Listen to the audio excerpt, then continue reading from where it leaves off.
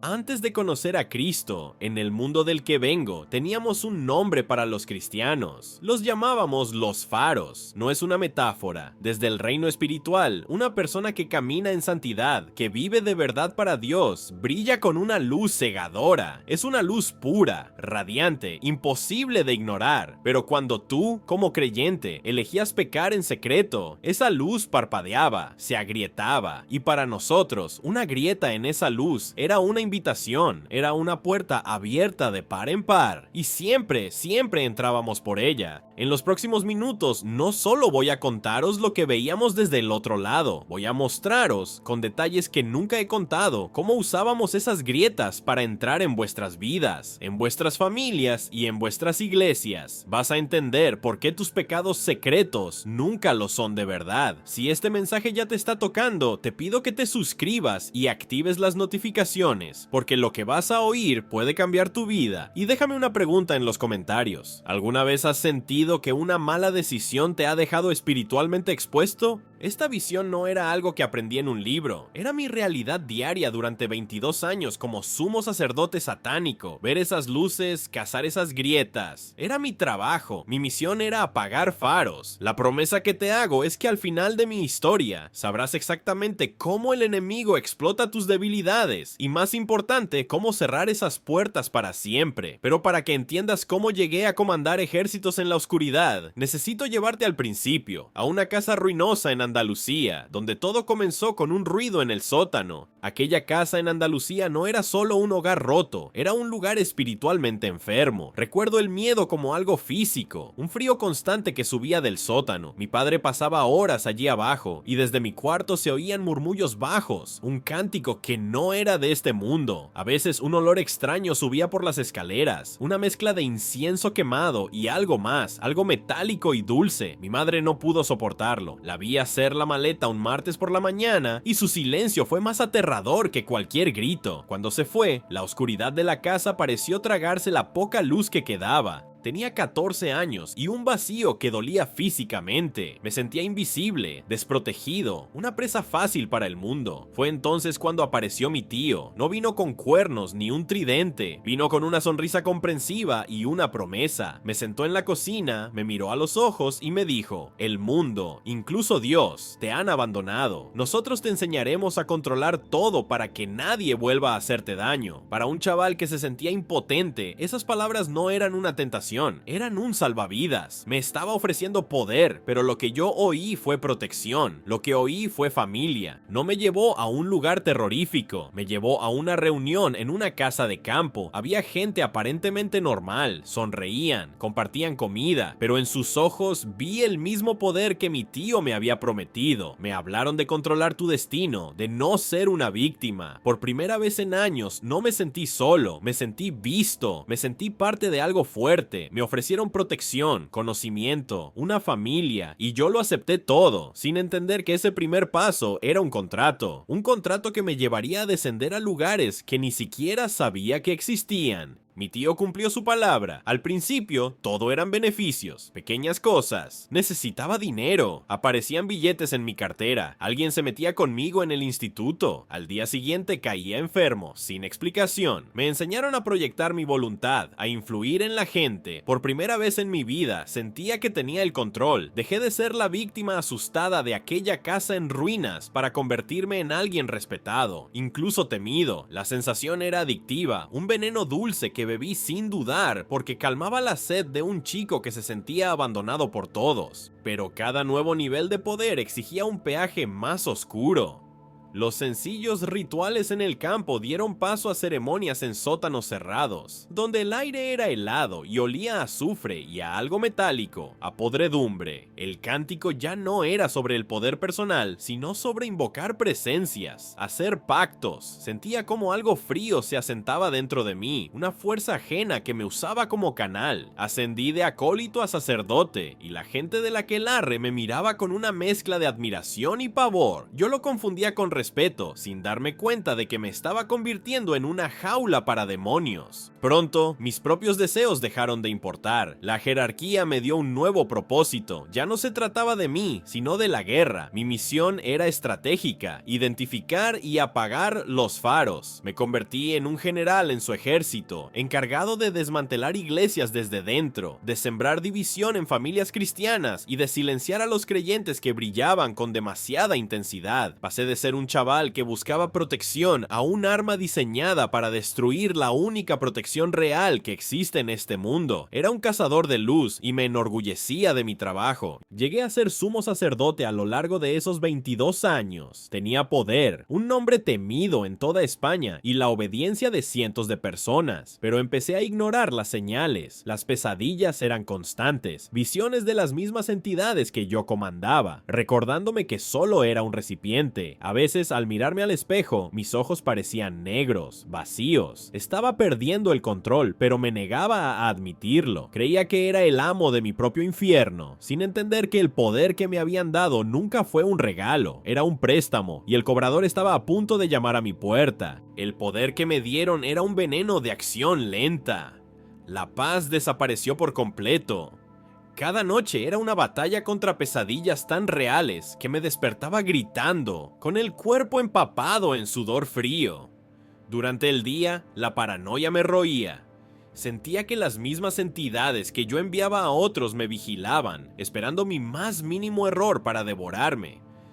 Mi cuerpo empezó a rendirse, un dolor crónico se instaló en mi espalda, los médicos no encontraban nada, perdí peso hasta parecer un esqueleto. A los 30 y tantos parecía un hombre de 50, era un cadáver andante, animado solo por la oscuridad que me consumía. Me quedé completamente solo, mis supuestos hermanos del aquelarre solo me respetaban por miedo, no había amor, solo una red de manipulación. Intenté salir 3 veces, la primera, mi coche se salió de la carretera sin explicación.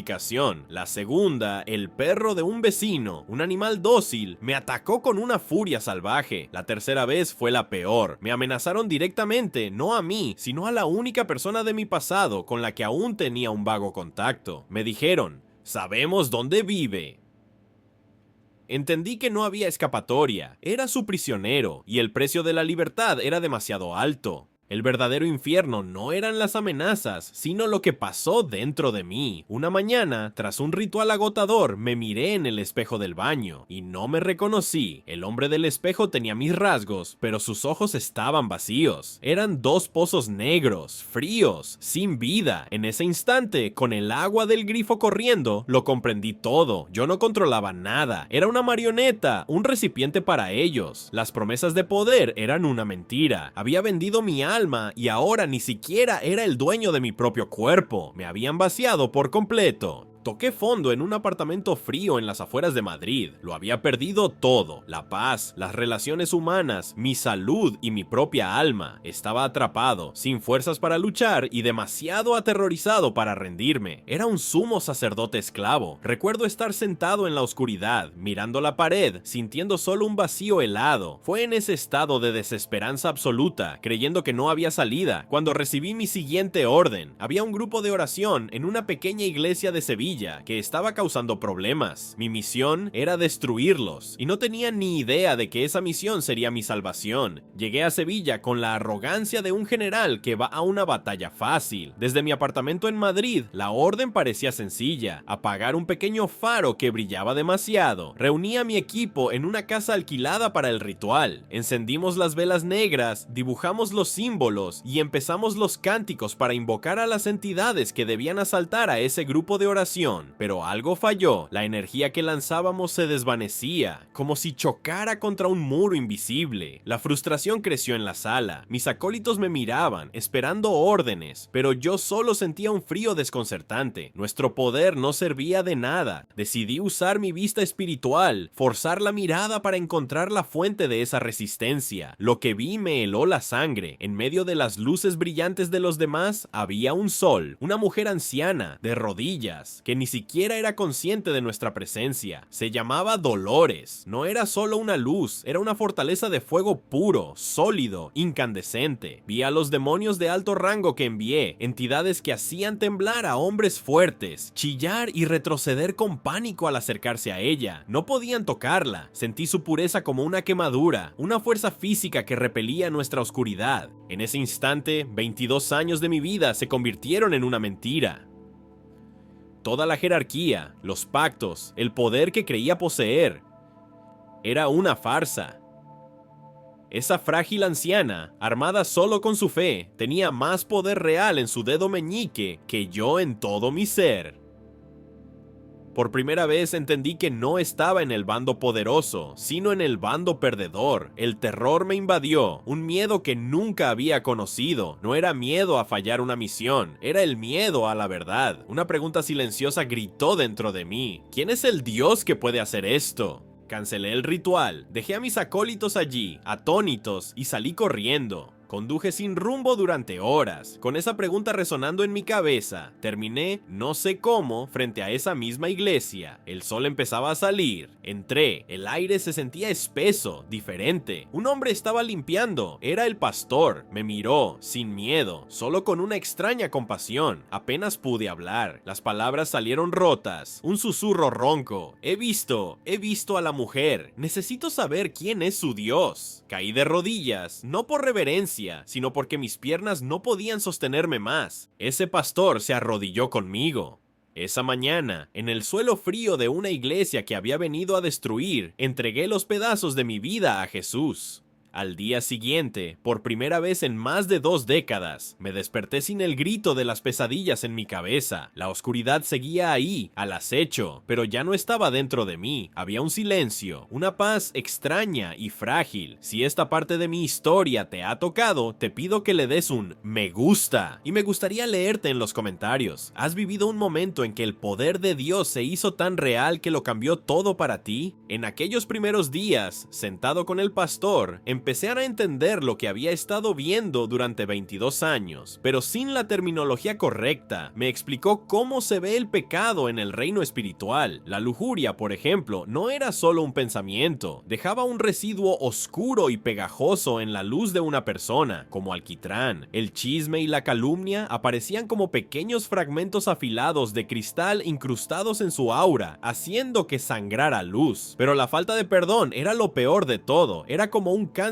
frío y negro, echando raíces profundas en su espíritu y ahogando lentamente la luz desde dentro. Me enseñó que un cristiano que pecaba y se arrepentía de inmediato era como un escudo que recibía un golpe, pero que era reparado al instante por una luz dorada que yo ahora sé que es la sangre de Jesús. Pero el que vivía en un pecado habitual y no confesado tenía un escudo lleno de grietas profundas y purulentas. A través de esas grietas podíamos ver sus miedos y debilidades. Recuerdo a un líder de alabanza en Zaragoza, era un faro potente, pero con una adicción secreta. No lo atacamos a él directamente, enviamos espíritus de orgullo y división a través de esa grieta mientras él dirigía, y la congregación empezó a pelearse entre sí. Y luego estaba Dolores. Contra ella no había grieta, no había punto de entrada. Era como intentar golpear un muro de acero macizo y... nuestro poder necesitaba un derecho legal, una invitación. El pecado es esa invitación. La santidad es una puerta cerrada con llave y cerrojo.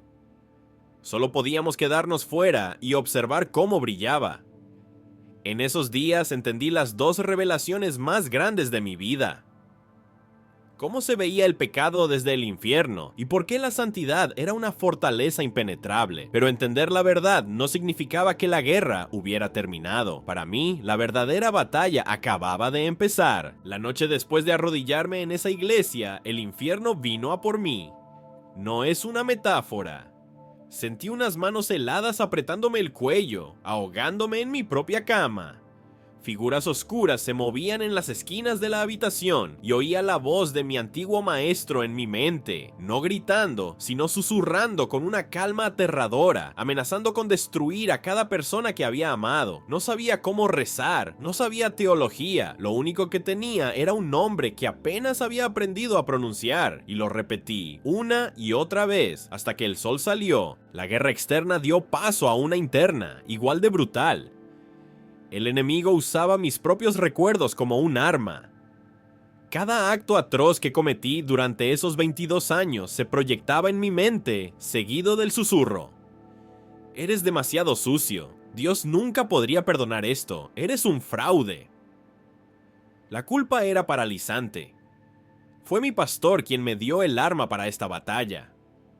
Me hizo leer en voz alta 100 veces si hacía falta. Primera de Juan, capítulo 1, versículo 9. Si confesamos nuestros pecados, Él es fiel y justo para perdonar nuestros pecados y limpiarnos de toda maldad. Pero la batalla más solitaria se libró dentro de la propia iglesia. Muchos me tenían pánico, no podían creer que mi conversión fuera real. Veían mis ojos y recordaban quién era, sospechando que era un espía enviado para infiltrarme y destruir desde dentro. Tuve que soportar meses de miradas de desconfianza y de un aislamiento doloroso. No podía defenderme con palabras, así que serví, limpié los baños, monté las sillas, hice todo lo que nadie quería hacer, en silencio, esperando que mi servicio demostrara lo que mi boca no podía convencer. Así que la guerra se libró en 3 frentes, uno espiritual, uno mental y otro social. Contra los ataques directos usé el nombre de Jesús, contra la culpa y los recuerdos me aferré a la palabra de Dios, y contra el rechazo y la sospecha respondí con un servicio humilde. No fue una victoria de un día, hubo caídas, momentos de duda terrible en los que pensé que no podría seguir. Me llevó casi un año entero de esta lucha constante, de aprender a levantarme después de cada tropiezo, antes de sentir que el suelo bajo mis pies era por fin firme. Aquellas batallas, la espiritual, la mental y la social, no se ganaron en un día, sino en miles de pequeños momentos de rendición. Durante 22 años no tuve una sola noche de sueño tranquilo. Era un maestro de la oscuridad, pero le tenía pánico. Hoy duermo como un niño. ¿Por qué? Porque el que está en mí es mayor que el que está en el mundo. La luz expulsó las sombras. Mi cuerpo, que se desmoronaba, aún lleva las cicatrices de aquel tiempo, pero el dolor crónico ha desaparecido. La paz que tengo ahora es más real que cualquier poder que creí poseer. Mis manos, que una vez dibujaron símbolos para maldecir a las familias, ahora se usan en oración para sanarlas. Mi voz, que pronunció blasfemias y conjuros, ahora declara la bondad de Dios. Fui enviado a Sevilla para destruir una iglesia y ahora vivo para edificarla, para advertir a otros del peligro del que yo escapé. La familia que tenía en el aquelarre, basada en el miedo, se desvaneció.